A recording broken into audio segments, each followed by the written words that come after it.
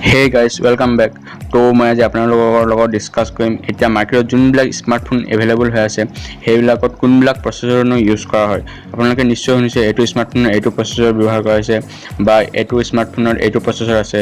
গতিকে এতিয়া যোনবিলাক মাৰ্কেটত এভেইলেবল স্মাৰ্টফোন সেইবিলাকতনো কোনবিলাক বা কি প্ৰকাৰৰ প্ৰচেছৰ আছে তো তাৰ বিষয়ে ডিসকাস কৰিম। তো চাই থাকক। তো ফাৰ্ষ্ট কথা চাওক, যদি আপুনি কোনোবা এটা ব্ৰেণ্ডৰ ফোন কিনে তেনেহ'লে হয় ফোনটো সেইটো ব্ৰেণ্ডে বনাইছে, কিন্তু তাৰ যোনবিলাক ইণ্টাৰনেল পাৰ্ট আছে সেই ইণ্টাৰনেল পাৰ্টটো সেইটো ব্ৰেণ্ডৰ নহয়, গোটেইখিনি পাৰ্ট সেইটো ব্ৰেণ্ডে বনোৱা নহয়। এনেকুৱা আপুনি ধৰি লওক অপ' ফোন কিনিছে তেনেহ'লে অপ' হয় ব্ৰেণ্ডিংটো অপ' থাকিব, কিন্তু তাৰ যিবিলাক ইণ্টাৰনেল পাৰ্ট গোটেইখিনি অপ'ৰ ফালৰ পৰা বনোৱা নাই, বেলেগ কোম্পানীয়ে প্ৰভাইড কৰা। যেনেকুৱা আপুনি ধৰি লওক প্ৰচেছৰ, ৰেম, কেমেৰা সেইখিনি বেলেগ কোম্পানীৰ হ'ব পাৰে। প্ৰচেছৰটো আপোনাৰ কলকমৰ হ'ব পাৰে, ৰেমটো আপোনাৰ চেমচাঙৰ হ'ব পাৰে, যিটো কেমেৰা সেইটো আপোনাৰ ছনী চেঞ্চৰ হ'ব পাৰে বা চেমচাঙৰ চেঞ্চৰ হ'ব পাৰে, তেনেকুৱা ধৰণৰ বেলেগ কোম্পানীৰ পৰা বনোৱা।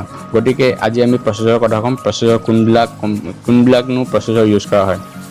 তো ফাৰ্ষ্ট চাওক, মাৰ্কেটত এতিয়া যোনবিলাক এভেইলেবল ফোন তাত আপোনাৰ চবতছে বেছি পপুলাৰ হৈছে আপোনাৰ কলকমৰ স্নেপড্ৰেগন প্ৰচেছৰকেইটা। আৰু এই স্নেপড্ৰেগনৰ প্ৰচেছৰকেইটাৰ বহুতকেইটা কেটেগৰী আছে, সেইকেইটা মই কৈ আছোঁ। তো একেবাৰে ল' কেটেগৰী যিটো বাজেট স্মাৰ্টফোন, একেবাৰে ল' বাজেট স্মাৰ্টফোন এইবিলাক 4000 মানৰ পৰা 4000 মানৰ পৰা আপোনাৰ 6000 বা 7000লৈকে আপোনাৰ কলকম স্নেপড্ৰেগন 400 চিৰিজৰ প্ৰচেছৰ পাব। কলকম স্নেপড্ৰেগন 435, 439, 450 তেনেকুৱা ষ্টাইলৰ 400 চিৰিজৰ লেটেষ্ট প্ৰচেছৰটো হৈছে আপোনাৰ কলকম স্নেপড্ৰেগন 450। তাৰ পাছত আহে মিড ৰেঞ্জ ফোন, যিটো নেকি চবচে পপুলাৰ আমাৰ ইণ্ডিয়াত। মিড ৰেঞ্জ ফোন আপোনাৰ 7000 বা 8000ৰ পৰা ষ্টাৰ্ট হৈ যায় আৰু মিড ৰেঞ্জ প্ৰচেছৰবিলাক আপোনাৰ প্ৰায় 15000ৰ ওপৰলৈকে 20000ৰ ওচৰলৈকে, আৰু সেইটো প্ৰাইচ ৰেঞ্জত আপোনাৰ মিড ৰেঞ্জ প্ৰচেছৰবিলাক পাব। 600 চিৰিজ কলকম স্নেপড্ৰেগন 600 চিৰিজ, 660, 665, 670, সেই 600 চিৰিজৰ একেবাৰে লেটেষ্ট প্ৰচেছৰটো হৈছে আপোনাৰ কলকম স্নেপড্ৰেগন 675। এইটো 675টো আপোনাৰ যিটো ৰিচেণ্টলি লঞ্চ হৈছে ৰেডমি নোট 7 Pro তাত আছে। তাৰ পাছত আহে তাৰ ওপৰৰ কেটেগৰীত আছে কলকম স্নেপড্ৰেগন 700 চিৰিজ। 700 চিৰিজটো মিড ৰেঞ্জ ফোনৰ কাৰণে একচুৱেলি, কিন্তু অলপমান হায়াৰ মিড ৰেঞ্জ বুলি কয় বা প্ৰিমিয়াম মিড ৰেঞ্জ বুলি ক'ব পাৰি। সেইটো আপোনাৰ 700 চিৰিজ, 710 আছে, 712 আছে, 730 আছে। তাৰ ভিতৰত যোনটো 710 সেইটো মাৰ্কেটত এতিয়া এভেইলেবল হৈ আছে। সেইটো 710টো আছে আপোনাৰ যিটো ৰিচেণ্টলি লঞ্চ হৈছে ৰিয়েলমি 3 Pro, তাত আছে 700 চিৰিজৰ 710টো। আপোনাৰ একেবাৰে হাই ভেৰিয়েণ্ট কেটেগৰীটো সেইটো আপোনাৰ কলকম স্নেপড্ৰেগন 800 চিৰিজ, 821, 835, 845, 855।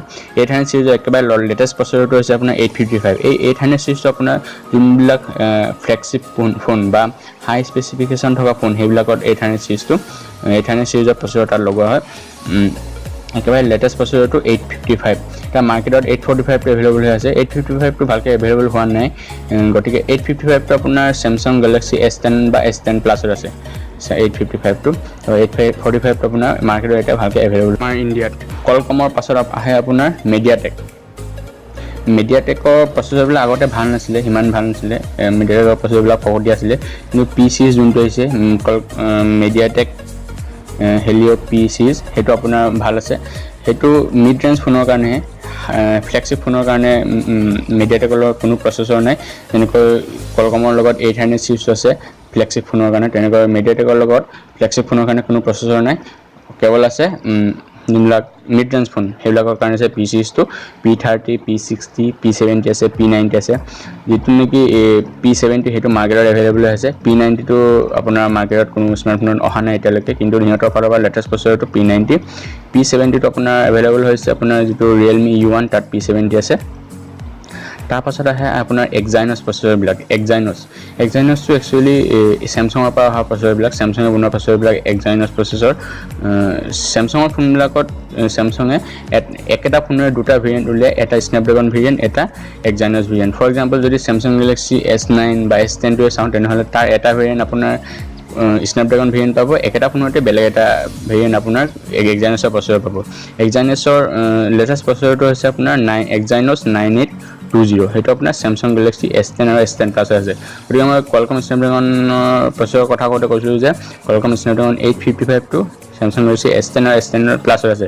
গতিকে S10 আৰু S10 প্লাছত এটা আপুনি 855ৰ ভেৰিয়েণ্ট পাব, এটা এক্সাইনছ 9820 ভেৰিয়েণ্ট পাব। তাৰ পাছত আহে আপোনাৰ কিৰিন প্ৰচেছৰ।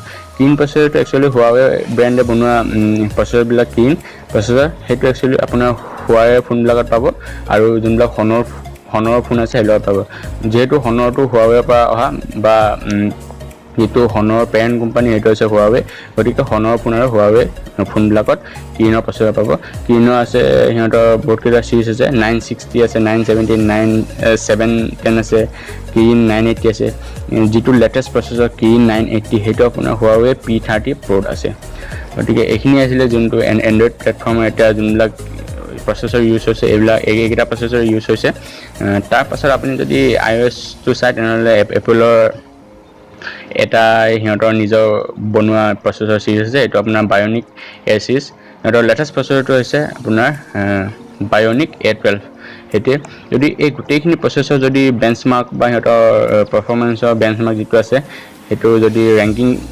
ৰেংকিংটো চাও তেনেহলে ৰেংকিংত সবচে পাৱাৰফুলটো আহে আপোনাৰ এক নম্বৰত আহে এপলৰ যেটো বায়োনিক A12 হেতু সবচে পাৱাৰফুল তাৰ পাছত আহে আপোনাৰ